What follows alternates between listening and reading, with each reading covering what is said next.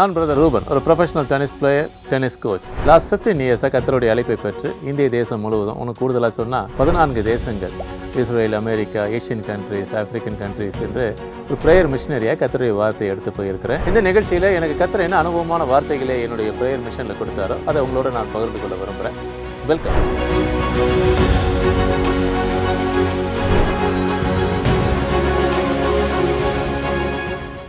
நான் மீண்டும் சீக்கிரமாய் வருவேன் என்று உரைத்த ஆண்டவராக இயேசு கிறிஸ்துவின் நாமத்தினாலே உங்கள் அனைவருக்கும் என் அன்பின் வாழ்த்துக்கள்.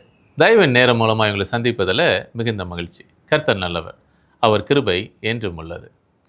விதைக்கிறவர்கள், விதை அப்படின்னு சொன்னாவே அந்த விதைக்கான ஒரு பொருளை எப்படி நம்ம பார்க்கலாம்? விதை என்பது ஒரு ஆரம்பம், ஒரு அர்த்தத்தின் ஆரம்பம். ஒரு விதை என்பது ஒரு மறைவான அர்த்தமுள்ள ஆரம்பம். அப்படி தான் நம்ம பார்க்கணும். ஏன்னா விதையை நம்ம மண்ணுக்கு உள்ளே தான் வைக்கிறோம், மண்ணுக்கு வெளியே வைக்கிறது இல்லை. So it's under the layer. அப்போ அந்த லேயருக்கு கீழே போயிடுது. இப்போ லேயருக்கு கீழே போனால் அது ஒரு மறைவான ஒரு பொருளாக தான் இருக்குது. ஆனால் அதில் எவ்வளோ பெரிய அர்த்தம் இருக்குது பாருங்களேன். கடுகு விதை என்று ஆண்டவராக இயேசு கிறிஸ்து சொல்கிறார். அது பெரிய விருட்சமாக இருக்குமா. நிறைய பறவைகளுக்கு அது ஒரு இடமாக, ஒரு தாபரமாக அது இருக்கும். அதுதானே ஒரு நெஸ்ட் பண்ணுறதுக்கான ஒரு பெரிய பிளேஸ் இல்லையா, ஒரு பெரிய மரம் தானே. அப்படி தான் ஒரு விதை என்பது மண்ணுக்கு உள்ளாக அது போகும்பொழுது தான் அது அர்த்தம் வெளிப்படுது. அப்போ விதைக்கிறவர்களினுடைய வாழ்க்கை எப்படி இருக்கும்? இப்போ விதைனாவே ரொம்ப ஒரு மாடர்ன் டேர்ம் ஆஃப் கிறிஸ்டியன் லைஃப்பில் விதைனாவே காணிக்கை கொடுக்கறது, அது மட்டும்தான் இல்லையா? அப்படி தான் நம்ம எடுத்துக்கணுமா? விதைனா காணிக்கை கொடுப்பது. சோர் அப்படின்னா நம்ம ஊழியத்தில் விதைப்பது, ஊழியத்தில் விதைப்பது, இப்படி சொல்லி சொல்லி சொல்லி ஊழியத்தில் விதைக்கணுன்றது தான் விதையினுடைய பொருளாக மாறிப்போனது. விதையினுடைய பொருள் என்பது ஊழியத்தில் விதைப்பது மாத்திரம் விதையினுடைய பொருள் இல்லை. It's maybe one part of meaning. I would say it's a very tiny part of meaning. அது ரொம்ப சிறிய அர்த்தமுள்ள ஒரு கருத்தாக தான் நான் பார்க்கிறேன். ஆண்டவராக இயேசு கிறிஸ்து விதையை குறித்து பேசும்போது வேதம் விதையை காண்பிக்கிற விதமும் ஒரு காணிக்கை கொடுக்கறதையோடு இணைத்து பார்க்கறது இல்லை. அது நம்முடைய கடமை. அதை நீங்கள் விருப்பப்பட்டு செய்கிறீங்க. எங்கள் ஊழியங்கள்லாம் நாங்கள் காணிக்கைகளை கேட்டு இது வரைக்கும் எந்த பிரசங்கமும் நான் செய்ததே இல்லை. வெளிப்படையாக யாரிடம் காணிக்கை கேட்குறதும் இல்லை. ஸோ அந்த ஒரு ஒரு ஒரு நிலைப்பாடை ஊழியத்தில் ஒரு ப்ரேயர் மிஷனரியாக இருந்து அந்த ஒழுக்கத்தோடு நான் அந்த ஊழியத்தை இத்தனை ஆண்டு காலமாய் செய்து வரேன். ஓகே, அது ஒரு பக்கம் இருக்கட்டும். அப்போ இந்த விதை என்பது ஒரு ஆரம்பம், ஒரு மறைவான அர்த்தம். அந்த மறைவான அர்த்தம் நிறைந்த ஆரம்பம் தான் விதை. அப்போ விதைக்கிறவர்களை எதை பார்க்கணும்? செய்கிற செயல். Every deeds, every good actions, எல்லா விதமான நடவடிக்கையும் ஒரு விதை தான். அவன் எதை விதைச்சானோ அதை அறுக்கிறான்ப்பா. கேள்விப்பட்டிருக்கிறீங்களா? இது நம்மளே சொல்லியிருப்போம் நிறைய பேருக்கு. அவன் என்ன விதைச்சானோ அதை அறுக்கிறான். நம்ம பேசியிருக்கிறோமா? கண்டிப்பாக பேசியிருப்போம். நம்ம குறித்தும் பிறர் பேசியிருப்பாங்களா? கண்டிப்பாக பேசியிருப்பாங்க. அப்போ எதை விதைச்சோம், எதை அறுக்கிறோம்? பேசட்டும். ஆனால் நன்மையை விதைச்சா நன்மையை அறுக்கிறது சாட்சியாக பிறர் பேசுவாங்க. இல்லை பொறாமையாக கூட பேசுவாங்க. இப்போ பெரிய ஆள் ஆகிட்டார் அப்படின்னுவாங்க. இதை வச்சு நாம் நன்மையாக இருக்கிறோம், நல்லதை விதைத்திருக்கிறோம், நல்லதை அறுக்கிறோம். இதுதான் உண்மை. அதனுடைய பலன் கர்த்தரால் தீர்மானிக்கப்படுது. இப்போ விதைக்கிறவர்கள் எப்படி பார்க்கணும்? வாழ்க்கையில் செய்கிற ஒவ்வொரு செயல். நான் என்னை பொறுத்த வரைக்கும் அந்த இந்த நல்ல செயல்கள் எப்படின்றது பார்வையில் இருக்குது. சிந்தனையில் ஆரம்பித்து பார்வையிலிருந்து செயலாக வடிவம் பெறுது. அப்போ இது எல்லாமே சின்ன சின்ன காரியத்திலேருந்து பெரிய காரியம் வரைக்கும் அது ஒரு விதையாகத்தான் நான் பார்க்குறேன். அதனால தான் விதையை குறித்த இந்த பேரபிளில், இந்த ஓமைகளில் எல்லாம் வாழ்வியல் முறையை தான் கர்த்தர் பேசியிருப்பார். ஒரு முள் வந்தது, பாறையில் இருந்தது, வழியருகே இருந்தது, நல்ல நிலத்தில் விதைக்கப்பட்டது. இது எல்லாமே வாழ்க்கையோடு ஒத்து இருக்கும். நீங்கள் அந்த பேரபிளை எடுத்து படிச்சிங்கன்னா தெரியும். அந்த பேரபிளை குறித்து போவதற்காக நான் அந்த செய்தியை பேச வரல. அது நிறைய முறை நீங்கள் கேட்டிருப்பீங்க. நீங்கள் அதை எடுத்து படிங்க. ஆனால் இது வாழ்க்கைக்குள்ளே தான் இருக்குது. காணிக்கை கொடுக்குறது விதை இல்லை, அது ஒரு பகுதியான ஒரு பொருள். அதை முதல்ல மனதில் வைத்துக்கொள்ளுங்க. ஸோ விதைக்கிறதை குறித்து நான் ஒரு வசனத்தை வாசித்து கொஞ்சம் கடந்து போகலாம். 2 கொரிந்தியரில் 9ஆம் அதிகாரம் 8ஆம் வசனம் நான் உங்களுக்கு வாசிக்க போகிறேன். மேலும் நீங்கள் எல்லாவற்றிலும் எப்பொழுதும் சம்பூர்ணமுடையவர்களாயும் சகல நற்கிரியைகளிலும் பெருகிறவர்களாய் இருக்கும்படியாக தேவன் உங்களிடத்தில் சகலவித கிருபையும் பெருக செய்ய வல்லவராயிருக்கிறார். ஆமென். சகலவித கிருபையையும் பெருக செய்ய அவர் வல்லவராய் இருக்கிறார்.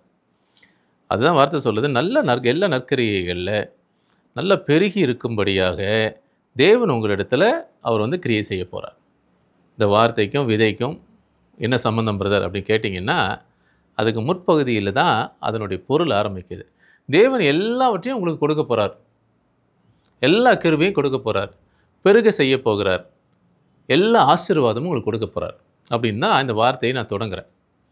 எல்லாம் உங்களுக்கு கொடுக்க போகிறார். My dear brother, my dear sister, அவருக்கு என்ன உங்களுக்கு கொடுக்காமல் இருக்கணும்னு ஒரு ஆசையா? உங்களுக்கு இதை தடுத்துட்டா அவருக்கு என்ன லாபம்? என்னை வந்து கெஞ்சி நிற்கணும், என் காலில் வந்து விழணும் அப்படின்னு ஒரு இயேசு கிறிஸ்துவை நீங்கள் கற்பனை பண்ணி பார்க்க முடியுமா? நல்லா யோசித்து பாருங்கள். என் காலில் விழுந்தால் தான் நான் செய்வேன், என்னை வந்து 4 தடவை கேட்கட்டும். நீங்கள் நிறைய பேரை பார்த்துருக்குறீங்களா? ஒரு உதவி கேட்க போனால் ஒரு 4 தடவை கேட்கட்டும், அப்புறம் கொடுப்போம் அப்படின்னு சொல்லுவாங்க. இது உலகத்தில் சொன்னால் பரவாயில்ல, ஊழியங்களில் சொல்லி கேட்டிருக்கிறீங்களா? நான்லாம் ரொம்ப அவமானப்பட்டிருக்கிறேன் அது மாதிரி காரியங்களில். ஏன்னா நாங்கள் ஒரு மிஷினரிகள் தானே. நாங்கள் வந்து பணத்திற்காய் வாய்ப்பு கேட்குற ஊழியர்கள் அல்ல. ஆனால் தேவனுடைய கட்டளைகளை நிறைவேற்றுவதற்காக சில வழிமுறைகளுக்காக, ஆலோசனைகளுக்காக நாங்கள் ஒவ்வொரு தேசங்களுக்கும் ஒவ்வொரு பகுதிகளுக்கும் போவதற்கு எங்களுக்கு ஒரு உதவிகள், ஒரு ஆலோசனை உதவி தான், பண உதவி இல்லை, அது தேவைப்படும். ஆனால் 10 தடவை கேட்டாலும் அதற்கான பதில் வராது. அவமானமான வார்த்தைகள் வந்த இடமும் உண்டு, ஒதுக்கப்பட்ட இடமும் உண்டு. இல்லை பொறுமையாக கேட்டு அதுக்கப்புறம் கெஞ்சி கேட்ட பிறகு பதில் சொல்லக்கூடிய ஊழியர்களை நான் பார்த்துருக்குறேன். சரி, இது அவங்களுடைய எண்ணம் எப்படி இருக்குன்னா, கேட்ட உடனே கொடுக்கக்கூடாதுன்னு நினைக்கிறாங்க உங்களுக்கு. ஆனால் அப்படி இல்லை. கர்த்தர் பாருங்கள், என்கிட்ட வந்து காலில் விழுந்தால் தான் நான் அதை செய்வேன் அப்படின்னா கர்த்தர் சொல்கிறாரு. நல்லா யோசித்து பாருங்கள். அவர் அவரை கீழே தன்னை தாழ்த்தி பாதங்களை கழுவி விட்ட அந்த சம்பவங்கள் வேதத்தில் இருக்குது தெரியுமா? அவர் முகத்திலே உமிழ்ந்தார்கள், கன்னத்தில் அறைந்தார்கள் வசனம் இருக்குது தெரியுமா? அவர் எவ்வளோ தாழ்மையாக தன்னை வெளிப்படுத்தினார். இதற்கு மேலே என்ன வாழ்க்கையை படைத்த இறைவன் ஆண்டவராகிய இயேசு கிறிஸ்து எவ்வளோ தாழ்மையாக தன்னை காண்பிக்கிறார். ஆனால் கொஞ்சம் பணம், கொஞ்சம் அதிகாரம், கொஞ்சம் உயர்வு வந்தால் நமக்கு எவ்வளோ பெருமை வருது. அதனால தான் பெருமை உள்ளவர்களுக்கு கர்த்தர் எதிர்த்து நிற்கிறார் என்று வேதம் சொல்லுது. அது பெருமை இருக்கவே கூடாது. உங்களுக்கு கொஞ்சம் அதிகாரமும் பணமும் ஒரு வாய்ப்பு இருந்தால் ஏன் பிறருக்கு உதவி செய்வதில் இவ்வளோ பெரிய தடங்கள், இவ்வளோ தடுமாறுறீங்க? பெரிய பெரிய காரியங்களாம் யோசிக்கிறீங்க. உங்கள் உதவி செய்யனால என்ன ஆயிரப்போகுது? செய்யுங்களேன். அது செய்கிறதுல என்ன தவறு இருக்குது? வீட்டுக்கு வர ஒரு ஃபுட் டெலிவரி பண்ணுற, ஒரு பேக்கேஜ் டெலிவரி பண்ணுற ஒரு வாலிபருக்கு உங்களால் ஒரு சிறிய உதவி உங்களால் செய்ய முடியுதா? முடியல. கிறிஸ்தவர்களை பார்த்து தான் கேட்குறேன். சும்மா உலகம்லாம் பேசி இந்த மாயையான பிரசங்கம் பண்ண நான் விரும்பலை. நம்ம அன்பு செலுத்துகிறோமா? ஒருத்தருக்கு, ஒரு ஆட்டோ டிரைவருக்கு எக்ஸ்ட்ரா காசு கொடுத்துட்டா அது தவறா? ஒரு மனிதனுக்கு ஒரு ஒரு ஒரு தெரு கடையை வச்சுருக்கிறாங்க, ஒரு சின்ன ஒரு வெண்டாராக இருக்கிறாங்க, அவங்களுக்கு வந்து பேரம் பேசி தான் வாங்கணுமா? ஏன் அவங்களுக்கு எக்ஸ்ட்ரா கொடுக்குறதுனால என்ன நீங்கள் ஏமாந்துட போகிறீங்க? என்ன நஷ்டம் உங்களுக்கு வரப்போகுது? இதனால் உங்கள் வாழ்க்கை எங்கே கீழே போகுது? ஒரு தூய்மை பணியாளருக்கு உங்களால் உங்கள் இறக்கமாக செய்ய முடியுதா? ஒரு உதவி செய்ய முடியுதா? அவங்கள மதிக்க முடியுதா? இல்லை உங்கள் வீட்டில் இருக்கிற குப்பைகளையாவது நீங்கள் ஒழுங்காக பிரித்து போட முடியுதா? இதெல்லாம் இல்லைல்ல. அப்போ கர்த்தர் நமக்கு எல்லா நன்மையும் செய்யணும் ஆசைப்படுறோம். நல்லது தான். நாம் நன்மையாக இருக்கிறோமா என்பது தான் ஒரு கேள்வி. சரி, அது ஒரு கேள்வியாக வைத்துட்டு நான் கடந்து போகிறேன். அது இந்த பிரசங்கத்தினுடைய நோக்கம் இல்லை, மனசில் வச்சுக்கோங்க. ஸோ இப்போ இந்த வார்த்தையின்படி நமக்கு எல்லாவற்றையும் அவர் செய்கிறாருன்னா இது எங்கே ஆரம்பிக்குது தெரியுமா? நான் 6ஆம் வசனத்திலேருந்து ஆரம்பிக்கிறேன். பின்னும் நான் சொல்லுகிறது என்னவெனில், சிறுக விதைக்கிறவன் சிறுக அறுப்பான், பெருக விதைக்கிறவன் பெருக அறுப்பான். அவனவன் விசனமாயும் அல்ல கட்டாயமாயும் அல்ல, தன் மனதில் நியமித்தபடியே கொடுக்க கடவன். உற்சாகமாய் கொடுக்கிறவனிடத்தில் தேவன் பிரியமாய் இருக்கிறார். ஆமென். காணிக்கை நேரத்தில் பேசுகிற வார்த்தையாது இல்லை. ஒரு ஊழியத்துக்கு காணிக்கை வேணும்னு சொல்லி நீங்கள் கொஞ்சமாக கொடுத்தீங்கன்னா கர்த்தர் கொஞ்சமாக தான் கொடுப்பார். நிறையா கொடுத்தீங்கன்னா கர்த்தர் நிறையா கொடுப்பார். அப்படின்னு நான் பேசவா? அப்படி பேசுவது சரியா? இதை தான் கர்த்தர் இங்கே வெளிப்படுத்துகிறாரா? உங்கள் வாழ்க்கையில் அன்பை நீங்கள் கொஞ்சமாக காண்பிச்சிங்கன்னா நீங்கள் கர்த்தருடைய அன்பை கொஞ்சமாக தான் நீங்கள் பெற்றுக்கொள்வீங்க. உங்கள் வாழ்க்கையில் நீங்கள் இரக்கத்தை கொஞ்சமாக காண்பித்தீங்கன்னா கர்த்தருடைய இரக்கத்தை கொஞ்சமாக தான் நீங்கள் பெற்றுக்கொள்ள முடியும். நீங்கள் பிறரை மன்னிக்கிறது கொஞ்சமாக இருந்தால் கர்த்தருடைய கிருபையும் கொஞ்சமாக தான் வெளிப்படும். கட்டாயமாக கர்த்தர் எதுவுமே கேட்கல. எதுவுமே விசனப்பட்டு கட்டாயமாக நீங்கள் செய்ய வேணாம். உங்கள் விருப்பத்தின்படி நீங்கள் செய்யுங்கன்னு சொல்கிறாரு. எதை? உங்கள் வாழ்க்கையை உங்கள் விருப்பத்தின்படி நீங்கள் வாலண்டியர் பண்ணுங்கள். எதுக்கு? ராஜ்யத்தினுடைய நற்பண்புகளோடு நான் வாழ்வேன் என்று. You need to volunteer life to the kingdom. இதுதான் விதைக்கிற விதை. விதைக்கிறவன் இதை தான் விதைக்கணும். அதுக்குள்ளே தாங்க பணம் வருது. அதுக்குள்ளே தான் அந்த பணம்ன்ற காணிக்கையும் வருது. இதை மேஜராக நம்ம பேசி விதைப்புனா ஊழியத்துக்கு விதைப்பது, ஊழியத்துக்கு விதைப்பது, ஊழியத்துக்கு விதைப்புன்னு தனிப்பட்ட வாழ்க்கை சீர்கேடாயிருச்சு. நீங்கள் எவ்வளோ காசை கொண்டு போய் போட்டால் என்ன? உங்களுடைய வாழ்க்கை சீராக இல்லைன்னா கர்த்தர் எப்படி இறங்குவார்? புரிந்து பாருங்கள். அது உங்களுக்கு மட்டும் இல்லை, எனக்கும் தான் பொருந்தும். என் வாழ்க்கை சீர்கேடாக இருந்தால் நான் ஊழியம் பண்ணி என்ன பிரயோஜனம்? ஒரு வெள்ளை கலர் ட்ரெஸ் போடுறதுனால நான் நல்லவன் ஆயிடுவேனா? அது நல்ல ஒரு புரிதலா? யோசித்து பாருங்கள். அப்போ விதைக்கிற விதை எப்படி இருக்கணும்னா, நாம் நம் வாழ்க்கையை விதைக்கணும். நல்ல பண்புகளை, குணாதிசயங்களை, நம்ம கமிட்மெண்ட்டை நம்ம விதைக்கும் பொழுது அது மறைவாக தான் இருக்கும். My dear brother, my dear sister, என் அன்பான ஃபெலோ மினிஸ்டர்ஸ், நம்ம நல்ல பண்புகளை, ஒழுக்கத்தை ஊழியத்தில் விதைக்கும் பொழுது மறைவாக தான் இருக்கும். வெளியரங்கமாக தெரியாது. நம்ம வெளியரங்கமாக ப்ரமோட் பண்ண முடியாது. ப்ரொமோஷன் ப்ரோக்ராமில் இது வராது. இப்போ மறைவாக இருக்கக்கூடிய அந்த விதை வெளியரங்கமாய் அது பூமியை பிரேக் பண்ணிவிட்டு வெளியே வரும். அப்படின்னா என்ன அர்த்தம்னா, இந்த மாம்சமான அந்த சூழ்நிலையை இது உடைத்து வெளியே வரும். ஒரு விதை அந்த பூமியை கிழிச்சிட்டு வெளியே வந்தால் தாங்க வெற்றி. அதுதான் உண்மையான விசுவாச வாழ்க்கையினுடைய வெற்றி. அப்போ அந்த பூமியிலிருந்து அது வெளியே வருவதைப் போல் மனித இந்த சிந்தனையிலிருந்து நாம் நம்மளுடைய நல்ல எண்ணங்கள், செயல்கள், நம்ம அர்ப்பணிப்புகள், நம்ம தியாகமான வாழ்க்கை, நீதியான வாழ்க்கை கீழேருந்து மேலே அப்படியே எமர்ஜ் ஆகி வெளியே வரும். அதுதான் விதைக்கிற ஒரு வாழ்க்கை. அப்படியான ஒரு விதைக்கிற வாழ்க்கை உங்களுக்குள்ளாக இருந்தால் நீங்கள் சொல்லப்பட்ட வார்த்தையின்படி கர்த்தர் உங்களுக்கு எல்லாவற்றிலும் சம்பூரணத்தை கொடுத்து நற்கிரியைகளில் நீங்கள் பெருகும்படியாக கிருபையை கொடுத்து இந்த கிருபை பெருக செய்ய அவர் வல்லமையுள்ள தேவனாக அன்றாடம் உங்களுக்கு வெளிப்படுவார். இந்த 8வது வசனம் அங்கே தான் பொருந்தும். சரி, ஓகே. இப்போ நம்ம 9வது வசனத்துக்கு போயிடலாம். வாரி இறைத்தான், ஏழைகளுக்கு கொடுத்தான், அவனுடைய நீதி என்றென்றைக்கும் நிற்கும் என்று எழுதியிருக்கிறபடியாகும். விதைக்கிறவனுக்கு 10வது வசனம், விதைக்கிறவனுக்கு விதையையும் புசிக்கிறதுக்கு ஆகாரத்தையும் அளிக்கிறவர் உங்களுக்கு விதையை அளித்து அதை பெருக பண்ணி உங்கள் நீதியின் விளைச்சலை வர்த்திக்க செய்வார். ஆமென். 9, 10 வசனத்தை நீங்கள் வாசித்துட்டேன். நீங்கள் திருப்பி ஒரு தடவை பாருங்கள். இந்த விதையை அவர் தான் கொடுக்குறாரு. அதாவது இப்போ நாம் பெருமை பாராட்டிக்கிற இவ்வளோ காணிக்கை கொடுத்தோம், இப்படி நன்மையான நீதியான ஒரு வாழ்க்கையை வாழ்ந்தேன் அப்படின்னு நம்ம பெருமை பாராட்டுறதுக்கும் ஒன்றும் இல்லை. அந்த வாழ்க்கைக்கான நீதியாக இருக்கட்டும், இல்லை பணமாக இருக்கட்டும், ஒரு உயர்வாக இருக்கட்டும், பொருளாக இருக்கட்டும், இந்த ஸ்டேட்டஸ், இந்த ஃபினான்ஷியல் ஸ்பிரிச்சுவல் ஸ்டேட்டஸ் எல்லாத்தையும் கர்த்தர் தான் கொடுக்குறாரு. அதையும் நாம் இலவசமாக தான் பெற்றுக்கொள்கிறோம். சிலுவையில் மீட்ட அந்த மீட்பின் இரத்தத்தினால பெற்றுக்கொள்கிறோம். அதையும் பெற்றுக்கொண்டு எல்லா கிருபையும் நமக்கு கொடுத்து சம்பூரணமாய் நம்ம ஆசீர்வதிக்கிறதுக்கு நாம் நடந்துக்கிற நம்ம நடைமுறை வாழ்க்கை தானுங்க ஒரு சின்ன ஒரு புள்ளியாக தடையாக இருக்குது. இது எல்லாம் அவர் தானே செய்கிறாரு.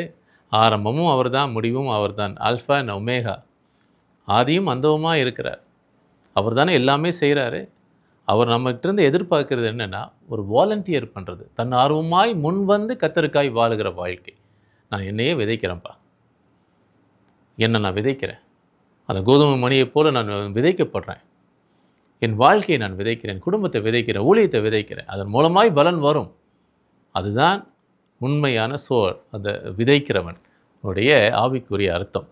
ஆமென். சரி, ஒரு வார்த்தையை வாசிக்கிறேன். நீதிமொழிகள் 11ஆம் அதிகாரம் 24ஆம் வசனம்.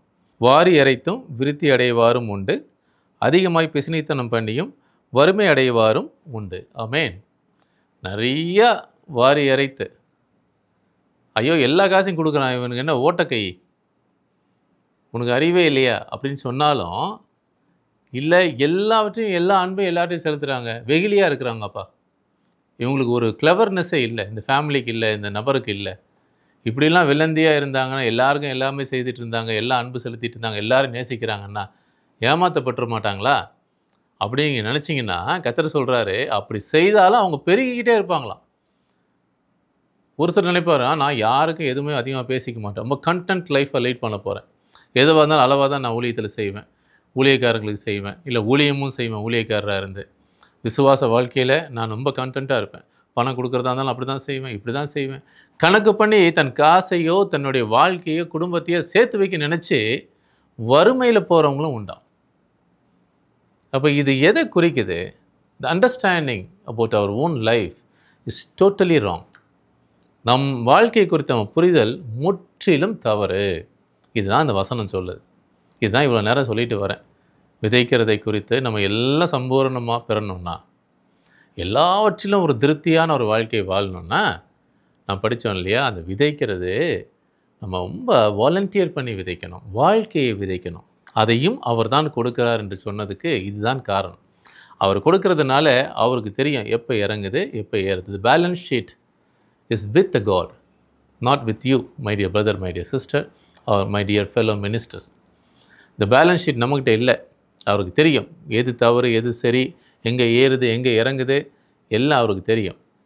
அவர் அதை அழகாய் நேர்த்தியாக கணக்கு பார்த்து உங்களுக்கு ஒரு ஃப்ரூட்ஃபுல் லைஃப்பை, ஒரு பிளெஸ்டு லைஃப்பை, விருத்தி அடையும்படியான ஒரு அமுக்கி குலுங்கி சரிந்தோடும்படியான ஒரு ஆசீர்வாதத்தை உங்களுக்கு அவர் கொடுப்பார்.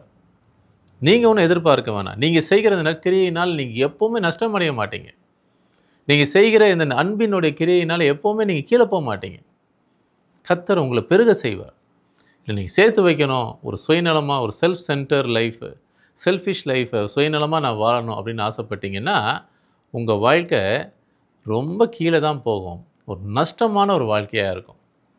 கண்டிப்பாக இருக்கும். இதுதான் வேதம் நமக்கு காண்பிக்கிற காரியம். ஸோ அடுத்து இன்னொரு வசனம் வாசிக்கிறேன், அது உங்களுக்கு இன்னும் கொஞ்சம் எளிமையாக புரிய வைக்கும். சங்கீதம் 112 9 10 வசனங்கள்.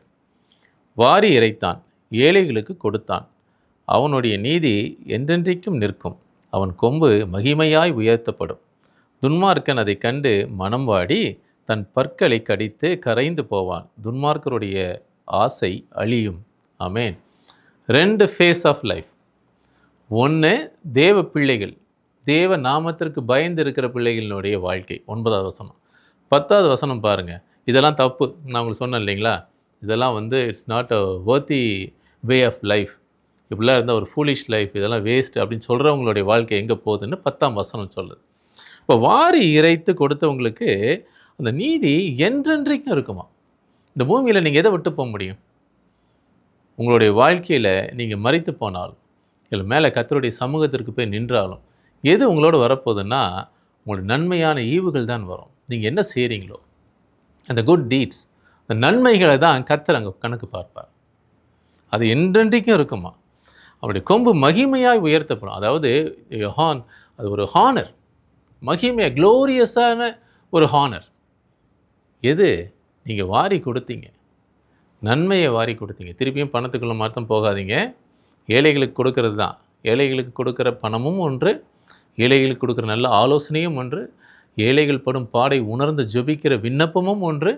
எல்லாம் அதுக்குள்ளே தான் அடங்கும். அதனால் எல்லாவற்றையும் நீங்கள் புரிந்து கொள்ளணும். பணமும் அதில் ஒரு பெரும் பகுதி தான் பிறருக்கு உதவி செய்வது. அதில் ஒன்று தான் ஊழியத்திற்கு உதவி செய்வது. சரிங்களா? புரிந்துட்டிங்களா? ஸோ இப்படியான ஒரு வாழ்க்கையை நீங்கள் வாழ்ந்தீங்கன்னா என்றென்றைக்கும் நிலைக்கக்கூடிய மகிமையை உங்கள் வாழ்வு, உங்கள் ஊழியம் பெற்றுக்கொள்ளும். விதைக்கிறவனுடைய வாழ்க்கை இப்படி தான் இருக்கும். இதான் த சோர் லைஃப். ஒரு விதைக்கிறவனுடைய வாழ்க்கை ஒரு ஆசீர்வாதமான ஒரு வாழ்க்கைங்க.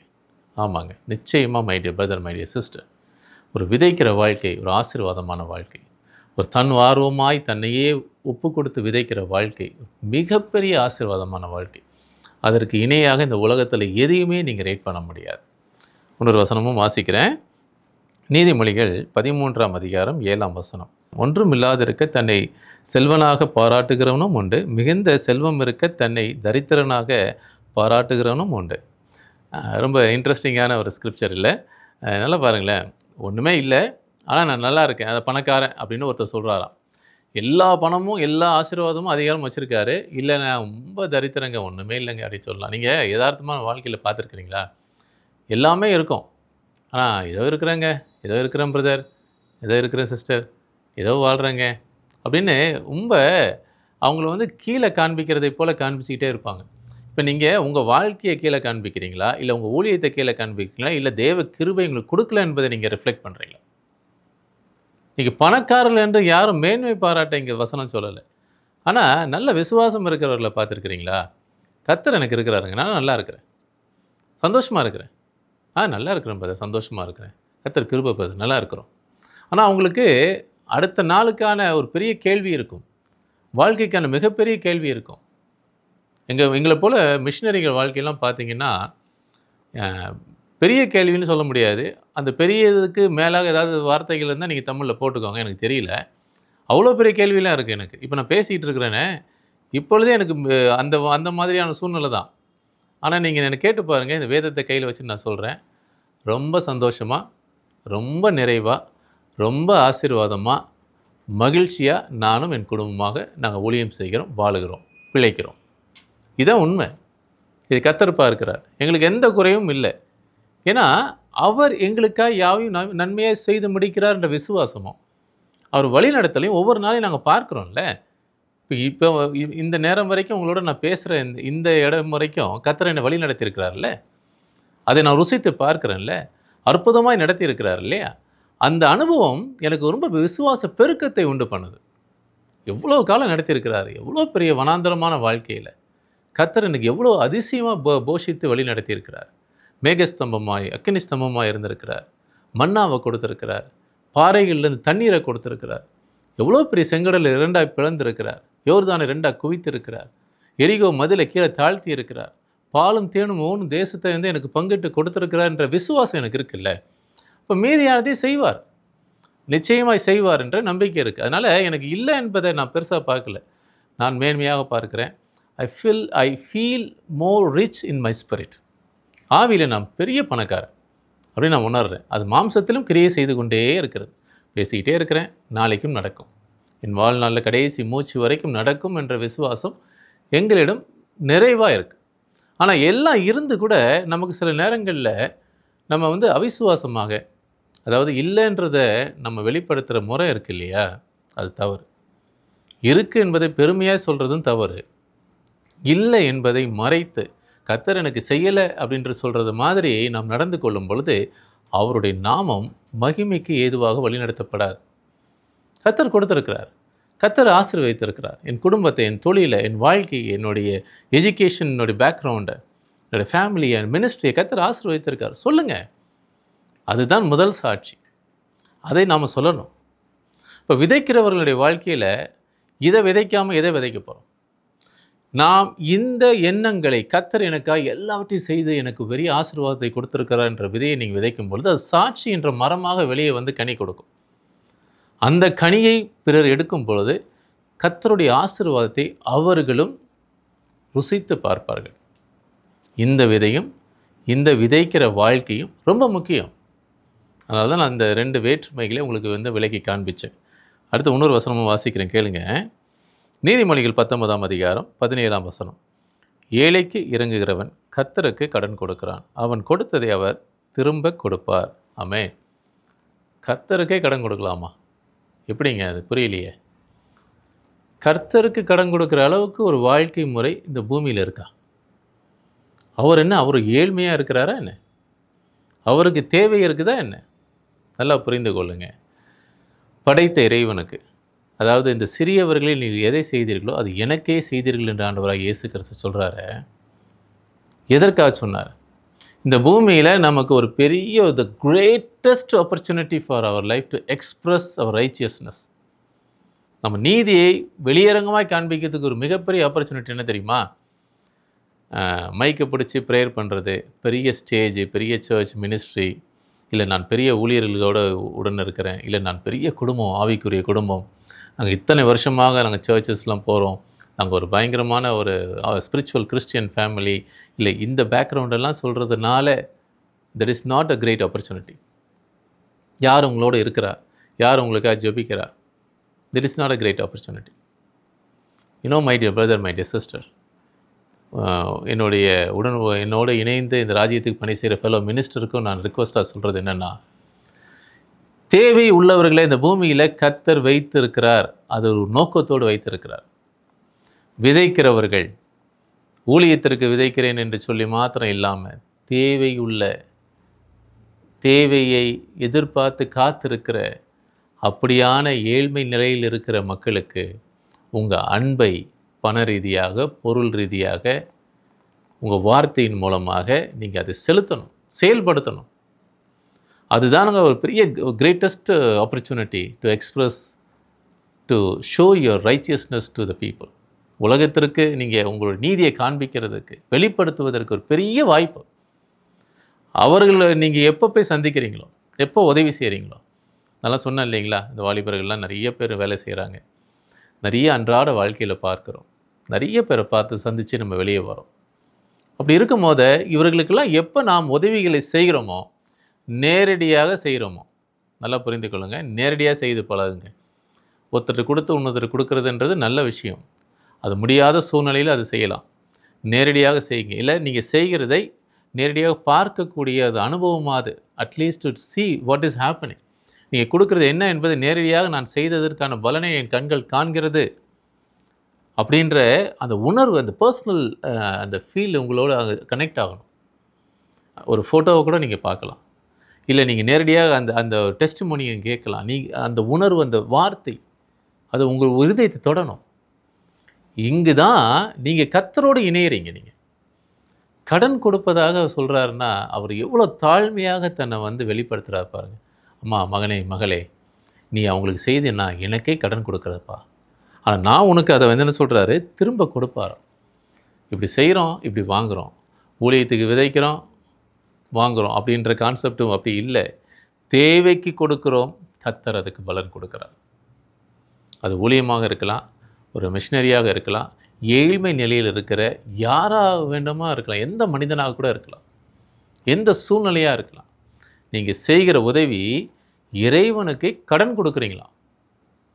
அப்படி நீங்கள் அவருக்கு கடன் கொடுத்தா அவர் ரீபே பண்ணாமல் இருப்பாரா? இவ்வளோ நீதியை வெளிப்படுத்துகிற தேவன் அது நிச்சயமாக ரெட்டிப்பாக இல்லை, பல மடங்கு ரீபே பண்ணுவார். விதைக்கிறவனுடைய வாழ்க்கை ஆரம்பத்திலேருந்து புரிந்து கொள்ளுங்கள். விதைக்கிற வாழ்க்கை ஒரு வாலண்டியராக இருக்கணும். அந்த வாலண்டியர் லைஃப் தான் உங்களுக்கு பெரிய ஆசீர்வாதத்தை கொடுக்கும். அது உங்கள் வாழ்க்கையாக இருக்கணும். அதில் ஒரு பங்கு தான் ஒரு பொருளாதார விதை. புரிந்துக்கிட்டீங்களா? என்னோட இணைந்து ஜெபம் பண்ணுங்கள். ஒரு சின்ன ஜெபம் தான். அந்த ஜெபத்தோட உங்கள் வாழ்க்கையில் அந்த ஜெபம் இருக்கக்கூடாது. தொடர்ந்து உங்கள் வாழ்வு ஜெபமாக இருக்க நான் உங்களை வாழ்த்துக்கிறேன். ஜெபிக்கலாமா? அன்பு கிருபை இரக்கம் நிறைந்த ஆண்டவரே, இந்த வேளையில் நம்மை நோக்கி ஜெபிப்பதில் மிகுந்த மகிழ்ச்சி அடைகிறோம். ஆண்டவரே, விதைக்கிற வாழ்க்கையை குறித்து எங்களோடு நீங்கள் பேசுனீங்கப்பா. நிச்சயமாக ஆண்டவரே, அப்பா, என்னோடு இணைந்து ஜெபிக்கிற பிள்ளைகளுக்காய், ஊழியர்களுக்காய் நான் அப்பா உங்களுடைய சமூகத்தில் வரேன். அவர்களை அர்ப்பணித்து ஜெபிக்கிறேன். அவங்க வாழ்க்கையை ஆண்டவரே விதைக்கும்படியான ஒரு எண்ணத்தை நீங்கள் அவங்களுக்கு காண்பீங்க ஆண்டவர். அவங்க சிந்தனை, செயல்கள், பார்வைகள், எல்லா கற்பனை, கனவுகள், ஆசைகள் எல்லாவற்றையும் உமக்காக நன்மையாய் விதைக்கும்படியான ஒரு வாய்ப்பை அவங்களுக்கு ஏற்படுத்தி கொடுங்கப்பா. அப்பா, இப்பொழுது நான் நம்முடைய பிள்ளைகளை, ஊழியர்களை ஆசீர்வதித்து ஜெபிக்கிறேன். இப்படியான வார்த்தைகளை சொல்லி ஜெபித்த நம்முடைய பிள்ளைகளுடைய ஊழியங்கள், இந்த பிள்ளைகளுடைய வாழ்க்கை ஆண்டவரை விருத்தி அடைய நான் ஆசீர்வதிக்கிறேன். எங்கெல்லாம் அவர்கள் வறுமையை காண்கிறார்களோ, வெறுமையை ஆண்டவரே அப்பா ஒரு தேவையோடு அவங்க இருக்கிறாங்களோ, அந்த தேவையும் இந்த வேலையில் அப்பா உம்முடைய கரத்தினால பிறர் மூலமாய் சந்திக்கப்படும். நீங்கள் மனித இருதயங்களை எழுப்பி ஆண்டவரை ஊழியத்தையும் ஆண்டவர் பிள்ளைகளுடைய தேவைகளை சந்திப்பீங்கப்பா. நிச்சயமாக அந்த அற்புதத்தை இப்பொழுது இந்த வேலையில் நீர் செய்து விட்டதற்காக நன்றி. நீங்கள் பொறுப்படுத்திக் கொள்ளுங்க, ஆளுகை செய்யுங்க, வழி நடத்துங்க. அன்பர் இயேசு கிறிஸ்து மூலம் ஜெபிக்கிறோம் ஜீவனுள்ள நல்ல பிதாவே. ஆமென், ஆமென். பார்த்ததற்கு நன்றி. நீங்கள் நம்பிக்கையில் ஆழமாக வளர விரும்பினால் அமேசானில் இப்போது கிடைக்கும் எங்களுடைய புத்தகத்தை வாங்கி பயன்பெறுங்கள். மேலும் எல்டிஎன் மினிஸ்ட்ரீஸ் இந்தியாவினுடைய யூடியூப் தளத்தில் பிரதர் ரூபனுடைய வல்லமை நிறைந்த செய்திகளை பார்க்க மறக்காதீர்கள். அவரை பற்றிய கூடுதல் தகவலுக்கு LTNministries.com செல்லுங்கள். உங்களுடைய ஜெப உதவிக்கு எங்களை வாட்ஸ்அப்பில் தொடர்பு கொள்ளலாம் அல்லது 7305587774 என்ற எண்ணில் எங்களை அழைக்கலாம். அடுத்த காணொளியில் சந்திப்போம். தேவன் உங்களை ஆசீர்வதிப்பாராக.